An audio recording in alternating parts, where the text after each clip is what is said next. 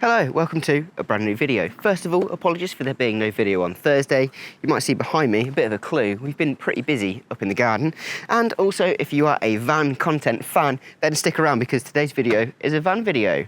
If you are new here, then welcome. My name's Alex, I'm a cameraman. I take you behind the scenes of the jobs you get to do, whether that's in the UK or abroad, video, photo or drone, and I post 2 videos a week for you every Thursday and every Sunday to show you what I've been up to. Well, most of the time anyway. This Thursday, we were a little bit preoccupied because Tuesday we had a lesson, Wednesday we were cleaning, and Thursday we've been extracting some honey. And if you want to see the process of how we managed to take these here frames and get this out of it, then you need to head over to the Gardening Grains channel.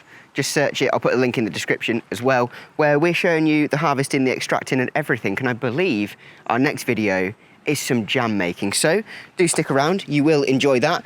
Might need to move the camera so you don't get hit by a car, but we're about to see. You might be able to guess, but today's job is the long-awaited sorting out of the grill. So I've got 2 options of things I can do here. One of them requires 1,000 times less effort than the other one. So I'm going to try that first, but it requires me heading to a hardware shop to go and pick up a piece of kit. So I'm going to do that first and then come back here and hopefully give this a test. This is my weather window to be able to remove these today, just because we have quite a lot of rain coming over the next few days. So I'm trying to get some jobs done that require, I can be inside, I can be in the garage, don't have to be outside to do this one. So let's head over to the hardware store and get started. So after a short 25-minute journey, Layla and I have made it safe and sound to Screwfix. We've come here because we need one tool in particular, which I couldn't get anywhere else. And also, I'm trying to begin the process of winterizing the van before it gets too rainy, because we've got literally, I think, 4 or 5 days of solid rain. There are little weather windows in between, but yeah, it's a little bit tricky to do jobs on the van in the rain, but never mind, we'll use these little weather windows when we can. And similarly to the garden filming, I'm also trying to use the weather windows that we have for filming there. So if at the moment things are a little bit higgledy-piggledy, video-wise, or a little bit rushed, that's why. We've got a little bit of bad weather coming up, so I'm trying to make the most of the good little bits that we have. Let's head inside. I hope we've got this tool, and then, yeah, as I said, trying to winterize the van, so I need to get some coat hooks to hang up wet coats, and just a few more bits and bobs like that. So let's go and have a look through the catalogue and see what they've got.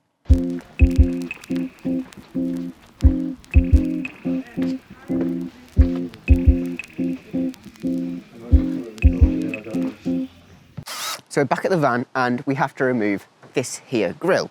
I've also got duct tape and some plastic wrap here just to cover this back up when I do take it off, because I imagine there's wiring and all this sort of stuff that we want to try and keep as dry as possible. So yeah, that's the plan. Lift the bonnet up, take this off, take these out, cover it up, and then head up to go and, nearly fell over, sorry, to go and either heat gun it to try and repair it, because Kelvin, the guy I filmed pressure washing just the other week, mentioned that that might be the best way to restore the colour without obviously spending the time and effort to have to paint it again. If that doesn't work and this is just grey, then what I'll try to do is sand it and paint it. So yeah, anyway, it's going to chuck it down in a minute, so I need to get this open and started. And that's locked, of course it is.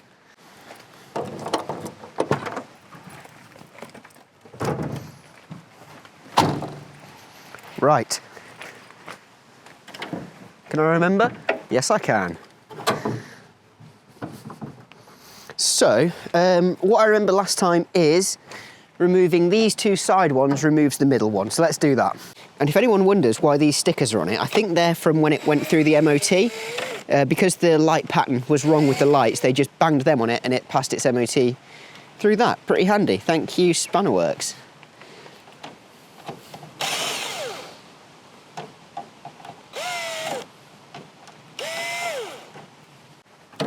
Let's hope I don't drop this everywhere.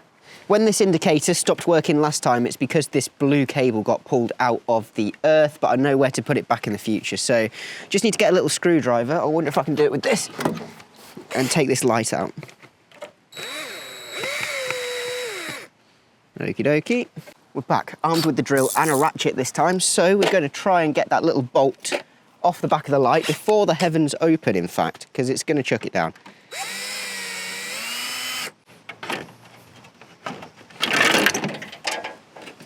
Brilliant.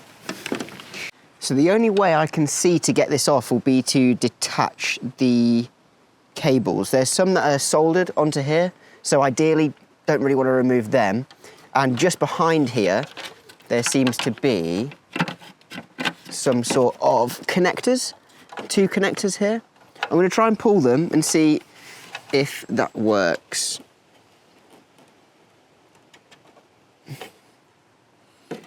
Maybe not. They look quite corroded. Oh, there we go. So, that's the light off.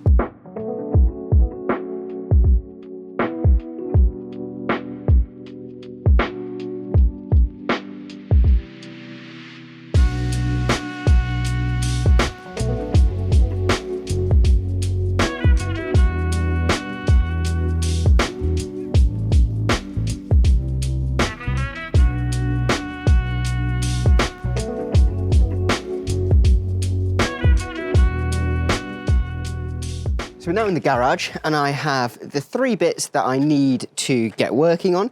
What I'm going to do to start with is just test it, the process on the back of probably this one. So it needs a little bit of a rinse and I'll go and do that just now and then come back and give it a bit of a heat gun. So this is the new piece of equipment that I've got. It wasn't very expensive, only about 22 quid. And it says it's got a 2-year warranty as well. So it's a heat gun, if anyone wondered what it was. And there's actually a few jobs on the van which I'm going to be able to use this for. So yeah, I hope it's going to be decent. Actually comes with a few different scrapers and attachments and stuff, which look pretty good. Not sure what each one does, but I guess we'll find out as time goes on. And here it is. God, it weighs next to nothing, which doesn't fill me with confidence, but yeah, never mind. So here it is. Let's get it heated up and see if we set fire to the garage. And all jokes aside, I've brought a fire extinguisher with me just in case it does set on fire, so safety first. So just while the heat gun heats up, I'll show you I've cleared this little area here, and you can see this grey is a lot of a darker grey than this. So even if it doesn't make it completely black, because I don't think the plastic was black in the first place, it should make it at least a little bit of a darker grey.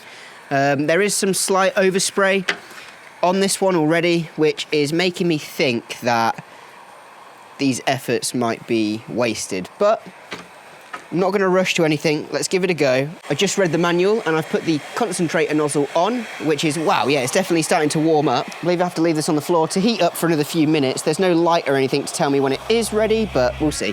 So apologies for the noise, but the gun is definitely hot. We're going to give it a go here.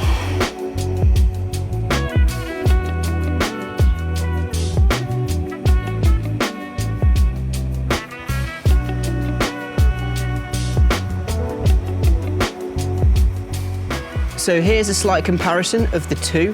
This one I've just heated and this one I haven't heated yet. So it's absolutely making a great difference and making it a lot darker. So what I'm going to do is give this one a bit of a clean and a spray and then carry on and do the same as what I've done here for this one.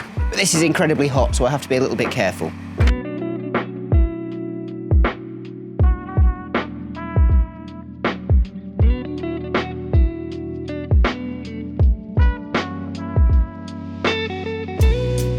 This is the one that I have just heat gunned for the first time, and it's looking pretty good, all apart from that little slip up I had at the start. This is the one that hasn't been cleaned, nor has it been heat gunned yet. So yeah, as you can see, I think that is a pretty impressive before and after, and I'm really looking forward to getting them on the van. So next up, get this clean, get this hot heat gunned, and then move on from there.